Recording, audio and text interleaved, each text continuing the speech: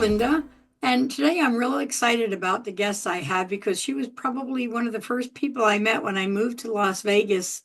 Let's see, 12 years ago, I guess now, or no, No, 20, 20. 22 years ago. Yes. Yes. Yeah, it was 20 years ago. I'm trying to make us younger than we are, Victoria. We're young chickens, But my guest is Dr. Victoria Boyd, and Victoria and I met and started doing some training together because we found we both enjoyed doing training, and that's what we're both still doing a lot of right now. And then we wrote a book together, Board Bound Leadership, because that was another common interest we had. So I'll probably be learning more about ways we can work together. And usually when I do these podcasts, I find out that we have something in that we both are passionate about and we want to do together. So, Victoria, why don't you first tell us a little bit about yourself, and then I'll ask you some questions about your upcoming Nonprofit Impact Summit. Absolutely. So glad to be on the podcast with you today. Um, I'm a former educator. I was in the public education system for over 32 years. For 28 years, I taught dance. Had a great career. Had lots of fun. Was in a performing arts high school. Took my dancers literally all over the world to perform and really enjoyed it.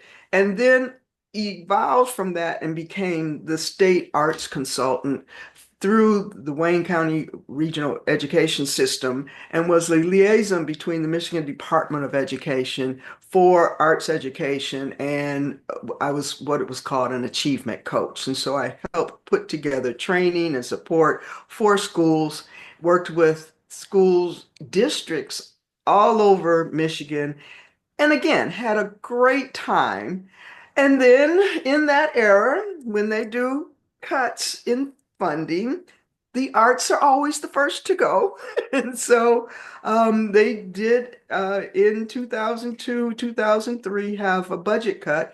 And my role as arts consultant, I was given the option to either lay off and or because I had 32 years experience to go ahead and retire. So at a ripe or early young age, I said, you know what? Retire. And that retirement, my brother was already in Las Vegas. I had sort of mapped it out to be a 5-year plan. It ended up being a 7-month plan where I came out and looked at houses and thinking retirement, take time, build a house, furnish it.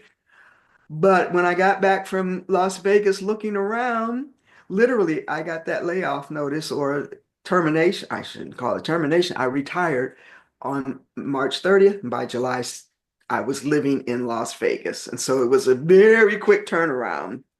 Initially, yes, just to get settled in, I taught for Clark County School District, but I really felt that I wanted to do something different. I was in my whole mindset. So then I um, use some of the skills that I concurrently did. I was president, executive director on boards, managed large conventions for the nonprofit sector as a teacher while I was in education. So I almost had a dual um, career back there. So I decided to let me go more into the nonprofit sector. So I worked for Nevada Arts Council here in Nevada, and I worked for Nevada Ballet Theater and the Springs Preserve. I also taught nonprofit management at UNLV. And then I decided, you know what? I don't want to work for anybody. And it was out of what I saw a gap or a need. While teaching at UNLV, I saw so many other topics that I felt needed to be explored and taught. And so I started creating courses called the Nonprofit Nuts and Bolts Training. And I went back to like just basics because even though I was teaching things at UNLV, many of those students came in and didn't have some of the just basic understanding of what they should do. What was a 990, and things like, just real. And so I started creating courses and fell in love with it. And just that just sort of took over what I did. Also, while I was here, my first book that I wrote, because I have written, not like you, where you're up to what, 35 or 40. About I can't 40. even I can't even compete with that. I only have six, but my first Holy. book, and it wasn't intended for it was actually started out as a journal for me because I had just gone through losing both of my parents in a 10-month span. And so I was just sort of journal processing it. And it ended up being the wealthy teacher answering the question, what's next? Because that's what I was sort of doing. I was answering what's next for me. But a publisher read it and they said, this is a business book. I was like, a business book? And they said, yeah, because you're giving people who are transitioning out of one career a formula of how to take their assets, what they're passionate about, and transform it into a new career. I was like, oh, okay. So that was my first book. But still, I was heavy into creating courses and just supporting the nonprofit sector. I did live training through several chambers and the Urban League. I would do anywhere they would give me space, I would do training. So that evolved, and in 2011, I launched what now I call my philosophy. It was called the Philantrepreneur. It was on Blog Talk Radio show. It was the Philantrepreneur Show where I interviewed business people about how they gave back to the community. And the whole premise was philanthropy and entrepreneurship, how it merges together. Because even in my training, I would tell the nonprofit leaders, even though you're in philanthropy, you have to think like an entrepreneur. You have to think about revenue streams and all the systems and operations and management. Sorry, yes, that passion and mission is there, but all this other stuff comes with it too. So the Philanthropreneur Show launched, we were doing great. A few months after that, I launched the Journal. It was a digital online magazine with tips and strategies and guest writers, having a great time. And then out of the blue came this wonderful marketing person that just saw the name and just called me out of the blue. And he said, did you know there was a German company tried to trademark your philanthropreneur name? I was like, uh-oh, what? Wait, whoa, whoa, whoa. Because I had the website, I was having fun, but it was under the umbrella of my other company called Galaxy Group. And so I mean, within an hour after I hung up from him, I had contacted a lawyer asking, what can I do? Or what, trademark lawyer. And he said, oh, let me look it up. Because obviously they have the ability to look all that stuff up. He said, I got good news and I got bad news for you. He said, yes, there is a company, and I'm pretty sure they're looking at you because they did file their resident agent. And if you know filing and stuff, resident agent means the person that has to manage in that state in Nevada. Their resident agent was in Nevada, so they were looking at what I was doing. He said, the good news is they filed the paperwork wrong. He said, I think we have a window to get you in here under. He said, but I want you to form a formal corporation with the philanthropreneur name. Hey, I'm in the nonprofit sector. I said, I can do a foundation or a nonprofit. I can have that by, within a couple of days. And so that's what happened. I formed it in Nevada, got the corporate nonprofit corporation papers, sent him all that paperwork. And he literally filed the trademark for me for the Philantrepreneur Foundation. And 8 months later, I was able to secure that. So but that was the birth of the Philantrepreneur Foundation, which now is the umbrella for everything that I do. It is the producer of the nonprofit podcasts, the nonprofit impact summits, um, just everything that I do. That's great. Well, you mentioned something while you were talking about your background about being an achievement consultant, and I love that terminology.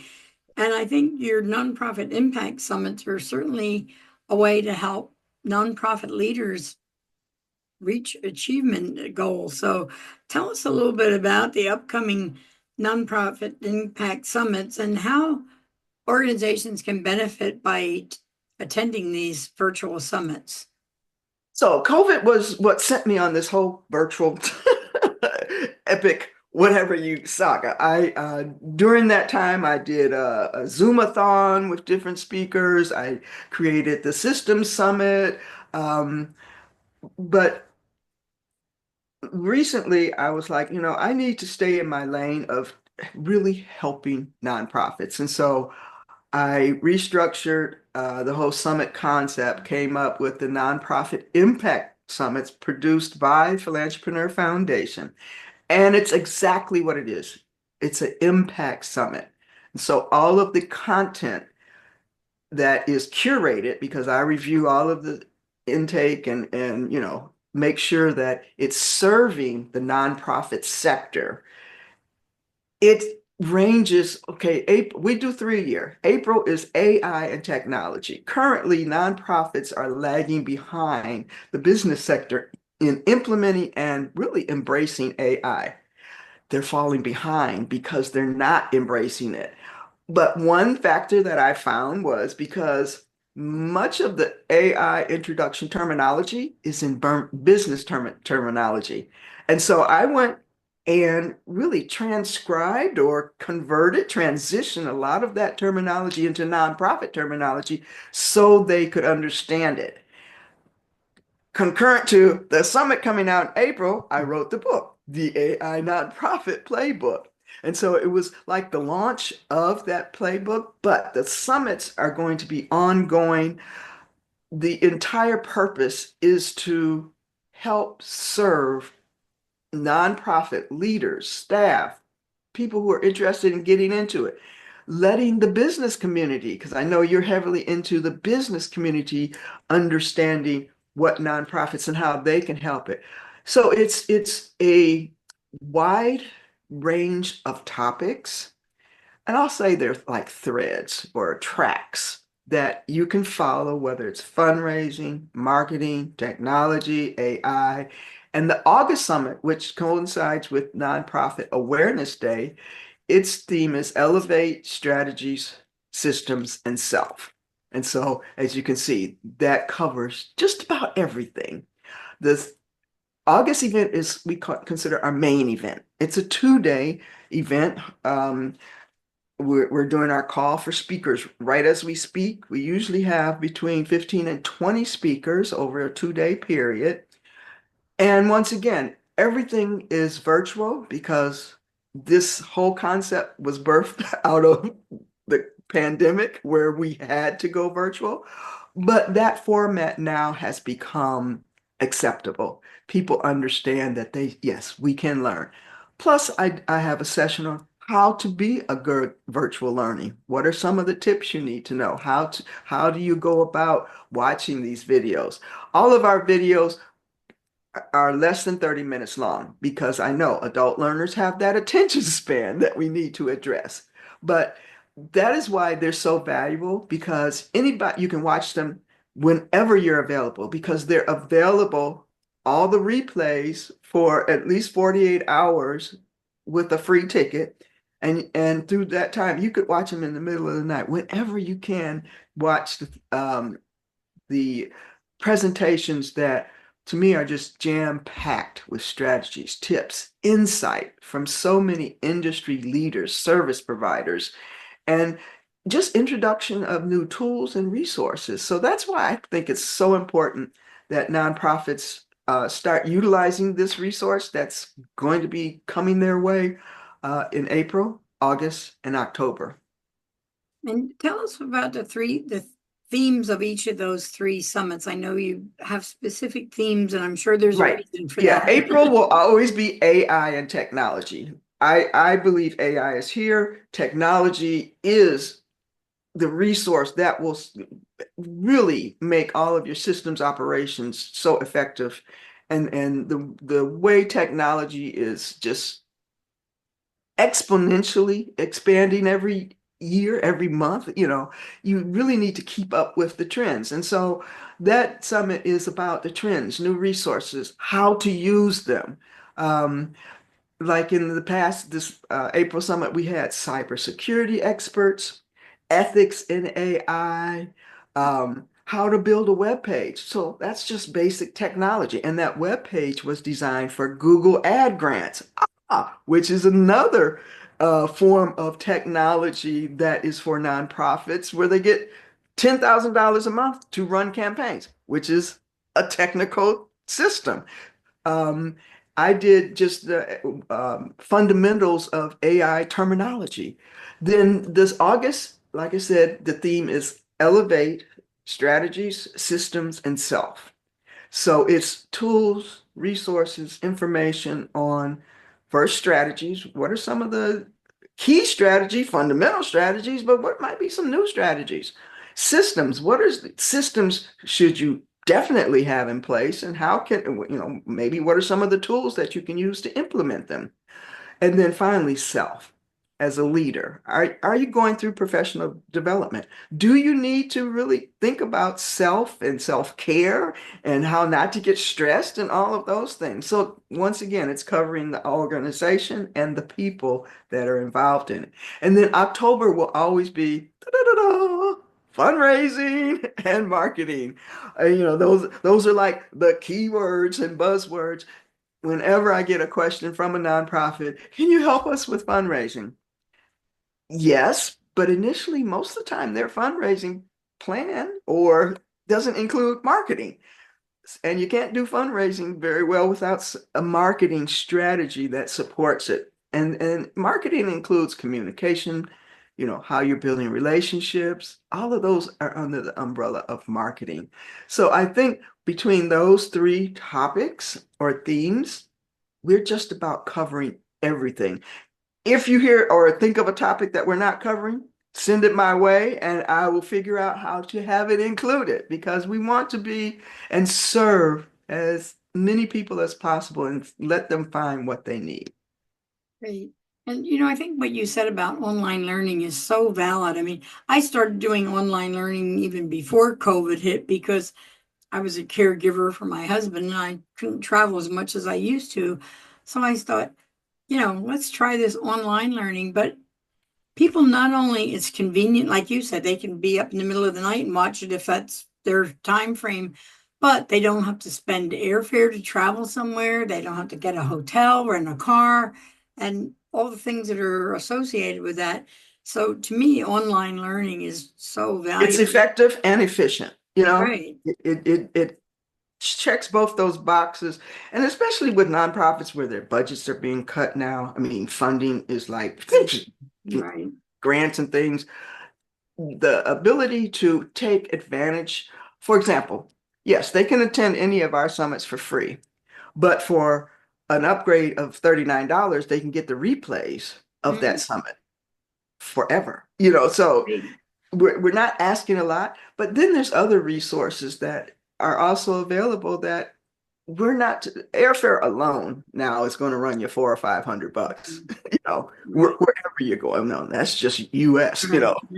maybe you can for $400 or $500, you can train your entire board or staff with a virtual platform. Right. So yeah, I think this it's something that nonprofits really need to pay attention to because it is a great asset that's at their fingertips. Now, I know your summit is coming up August 17th and 18th, and maybe you don't have all your speakers recruited yet, but can you give us a few highlights of some of the topics that you think will be covered in that? Okay, one of our good friends, Matt Hug, he Oh, yes, and he has the nonprofit.courses, hmm. that whole website where hundreds of courses over. He's going to be a speaker. We're still narrowing down what that topic will be. I will be doing a lot of introduction of the nonprofit playbook modules from that course will be available. So yes, some more AI and technology things will be included. I always have something about cybersecurity. I will have some things about marketing. There will be professional development. I talked about that whole self and how to be a leader and things like that. Still narrowing down. I have people that have applied now. It's just putting them into their slots, but just know that the application is open now and it because we're doing multiple summits throughout the year, speakers can apply anytime. And it's real easy. It's at speakers.nonprofitimpactsummits with s.org. And that's where they can find the whole information, the different summits, and how to apply. So it's speakers.nonprofitimpactsummits.org. Perfect. And we'll have that link up there for everyone to see. But I think what's important, you and I are both very strong believers in lifelong learning, I'm sure. But how do you I think? even got certified in AI. I'm a Oh, certified really? AI specialist. So Oh, wow. So that's fantastic. So we're always learning ourselves. But how do you think this summit really contributes to the overall experience for the attendees? Just what do they learn that really helps them and maybe I like to say you testimonial? don't know what you don't know until it's put right in front of you. I mean, like you said, we're both lifelong learners, and I have so many aha moments on a daily basis of just watching YouTube, just Right. you know, but just understand that when you have a summit that is curated for the nonprofit sector, you can be pretty much guaranteed that every section or session presented will have some value to your organization. That's why our themes are so broad-based. So many, and I hate to say this, but on a regular basis, I'm getting what I call the panic calls. Oh my God, I got the revocation letter. I said, have you filed your 990? Just, uh, we think we did. What do you mean you think you did? So, and that goes back to when we wrote our book, Board Roles and Right. Responsibilities, Right. you know, it's little things like that that summits are like the checklist or that reminder that you set off on your phone to tell you to do something, or you put it on your summits are that reminder that, oh, we need to check that. Oh, we need to think about that. Another reason we put fundraising and marketing in the fall, because that is the biggest fundraising season. Everybody's trying to rush to get in for that December push. Right. Technically, we should have had it earlier because it should be well into the system, but at some point you have to think about when are you putting all of these systems together? And so we're going to catch them in the fall when this should already be done, but here's the outline and the checklist how to do it. Do you have your year-end appeal ready to go? Do you know what an appeal is? It's different from a capital campaign. Do you know, what a program? It's different from an appeal. So just basic things like that. You're going to be reminded through various industry experts that want first bring different perspectives from across the country. I'm going to have the last summit I had speakers all the way from the East Coast to the West Coast, you know, and so you'll hear a different perspective and I believe they will have those aha moments on a regular basis. And that's what we all need, those aha moments in our Yes. lives in general, but especially in our fundraising world and our nonprofit world. I want to kind of switch topics a little bit. I'm intrigued by your AI nonprofit playbook because I have to admit I'm one of the people who is kind of resistant to AI. I keep thinking we're worrying about artificial intelligence. Maybe we ought to be worrying more about the intelligence of normal people. But I Well, that's true know it's though, here to but stay. AI and I was like you. I was so I didn't jump on the bandwagon immediately. I was like, what is this? I called it a toy. And I just started dabbling in it. First, because I was doing so many trainings, I was trying to use different tools to see how could it help me create smaller clips of my training and things like that. So I was using it to break down and read my training and put subtitles.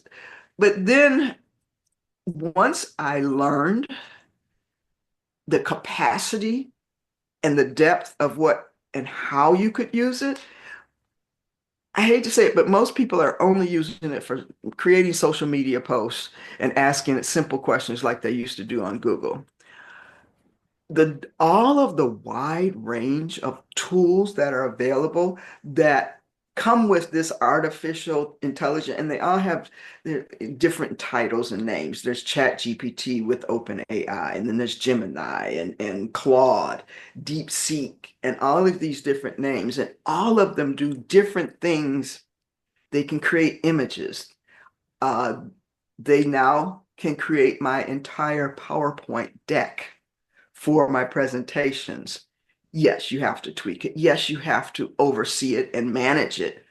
But it takes what I call the heavy lifting, all of that consumable brain power, where it's just, oh, how do I do that?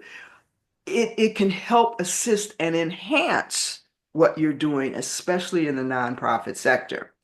The biggest complaint, or I'll call it a fear, that most uh, feedback I got from the sector was, well, it's about the transparency. Our donors won't like that. Then you learn how to manage that. You create AI policies. You don't just use what it tells you. You have to have a human oversight that actually manages. But it can make simple tasks so effective and efficient that you're actually enhancing your staff and giving them more time to work on programs versus those everyday mundane tasks. And so the AI playbook, once again, all of the terms I came across, I took months of training. I took certification course. All of it was positioned in business lingo and language, talking about profits and loss and clients and sales. We've always, you and I, we talked about this before, how you have to speak to your audience. Like when we were talking to those business people with that chamber event, it was about, do you know how to speak to the business world, and do you know how to speak to the nonprofit world? There's different language. And so what I did, I took the learning that I got and the training that I got, and I transitioned it for this book, and I'm using nonprofit terminology so that they can understand how to not only understand what they're talking about, how to implement it, and then how to create strategies so they can effectively use it in their day-to-day operations. And so still stayed within my umbrella of nonprofit sector, but taking them into a realm that it's like introducing them to their fear. Take this first dip into the pool. But my goal is to consistently come out with new tips and strategies. That's why I created the Best AI Nonprofit YouTube channel, where I'll be dropping I call them bites, best bites, and that's BYTE, this bits of, of information. Um, in short video, 7, 8 minutes, we'll be going up there, just taking one little tidbit out of the AI playbook or the AI world and sharing it with the nonprofit sector. So I'm really excited. I once I understood it, and then I still use it extensively. I got so excited about writing this transitional language book, that it came together really fast. In fact, my colleagues were like, "You're finished with that book already?" I said, once you get on a roll and you know what you're trying to get to, yeah, I keep adding chapters. I have to say this is it at this point. But that's where the platform that I'm setting up for it, because everything is evolving. That's why this will have a membership platform that, as new things and the AI world evolves, you will get that information and evolve with it. And so that book gives the foundational pieces, and then the membership will keep you up to date and evolving with new training, new updates, and even where you can ask experts about different things that you're trying to accomplish. So that's really excited about what's going to happen with this AI playbook. That's great. I think what you've done is fantastic, taking AI, which, as you said, was primarily developed for businesses, and putting it into nonprofit language, because I think that's so important. Nonprofits don't understand sales and sometimes not even marketing, but you've given them a really concrete tool. And I think, are there some practical insights that you think, other than the fact that it is designed for nonprofits, that maybe would help people think about? You could just give us maybe one example of how nonprofits can use AI? Yes, writing their appeal letter. Mhm. Okay. Generally, a nonprofit, they know their mission statement, hopefully. I've seen some crazy mission statements, but Right. basically, you can input. There's also what is called a brand profile, where you input all of the different details about who your mission is, who your clients are, what your goals are. It really comes from, hopefully you've done a logic model and you have those outcomes and all of the programs that you back into to develop that logic model, program framework. You can input that in there and ask it and you can even have it research what would be the best type of donor to ask. And then you could ask them to write different appeal letters for different types of donors. Then you go in and tweak it. Then there's certain tips, because when I see written content now, I know immediately if it's AI created because I know how it writes now. So I'm going to be teaching you how to humanize the content that it gives you so it truly becomes your voice. But basically, what you become is an editor of the content. So, and that's where the ethical part comes in, because now you have reviewed it, you curated it, and you've ensured that it represents you as an organization. And that's part of the big fear. So that's one writing that appeal letter. How great could that be? Let's say you're having an event coming up. You're thinking about events, although I hate promoting events, but Well, another thing we have in common. yes, don't let's not focus on events too much, but nonprofits still want to do events. It could basically write out the entire checklist of what you need for that event.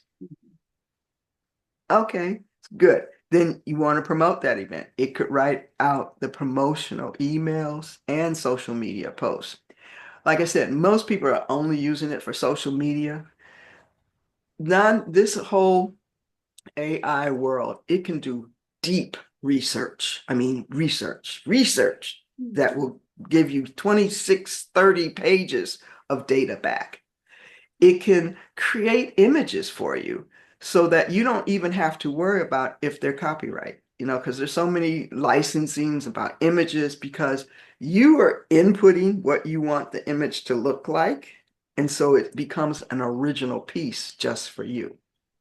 And so that's another advantage to it. So it's I don't know. There's so many different ways in every area of what the nonprofit systems, operations, and management need, those tasks and things.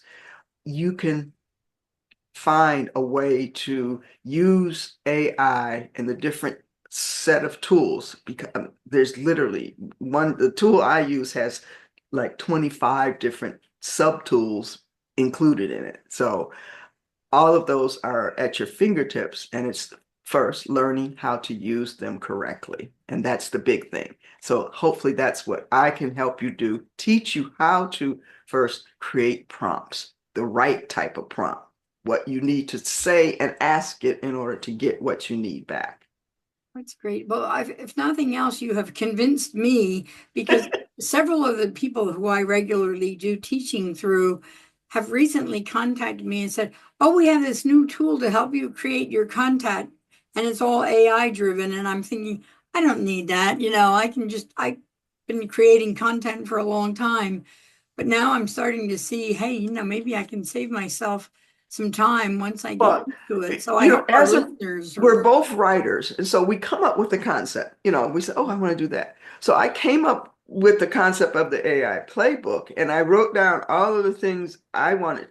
And then I asked AI, what other areas do you think need to be touched on? Oh my God, it gave me a whole list. Now, I didn't write them. It gave me an outline of Right. these would be interesting for nonprofits or be useful for nonprofits. And Mhm. from that list, helped me create the whole outline for the book. Wow.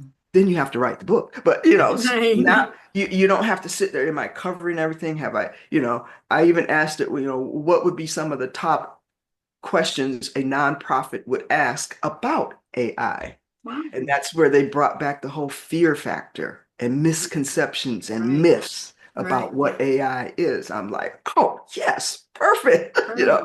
Wow. Well, before we wrap up, I wanted to ask you what you think about how do you envision the future of the nonprofit sector being affected by and influenced by this upcoming summit that can attend in August, and how do you see that affects the whole future of the nonprofit?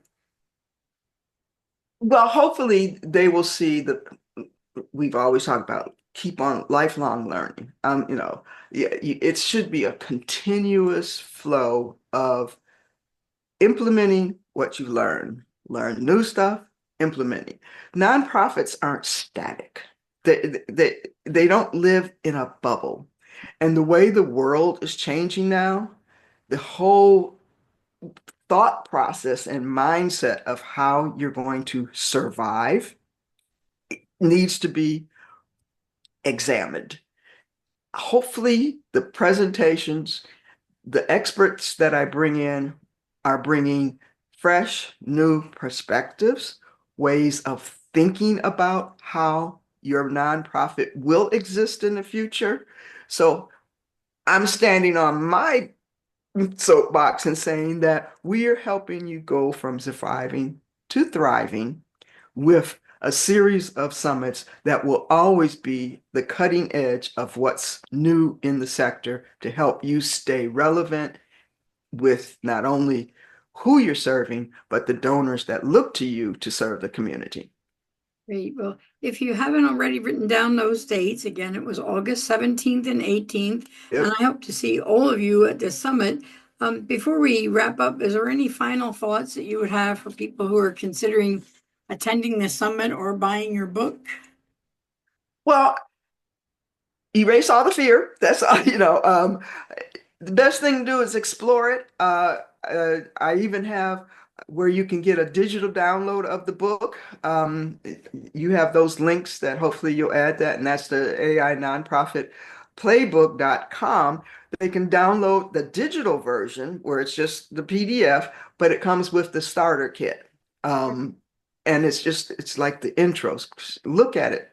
And then hopefully you'll think about joining the community as I continually share more updates, information, and training on a regular basis every month, have open sessions, live sessions, and talks, ask the experts, and things like that. That is all evolving right now, but we do have what is called the wait list where they can get on the wait list. So when it is launched, they're the first to be in the door and the first to receive all of that information and training. It's fantastic. Well, I certainly want to thank you, Victoria.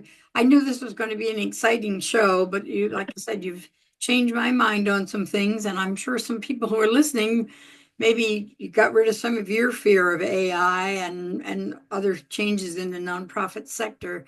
So I'll look forward to seeing you on the summit, and I want to again thank Victoria for taking her time, and we'll see you in our next podcast, and I advise you to listen to Victoria's podcast as well. And we'll give the link to that in this presentation too, so you can check out her podcast, her book, her summit, everything about the philanthropreneur. So thanks so much, Victoria. Thank you for having me on. Great to see you, Linda. You too.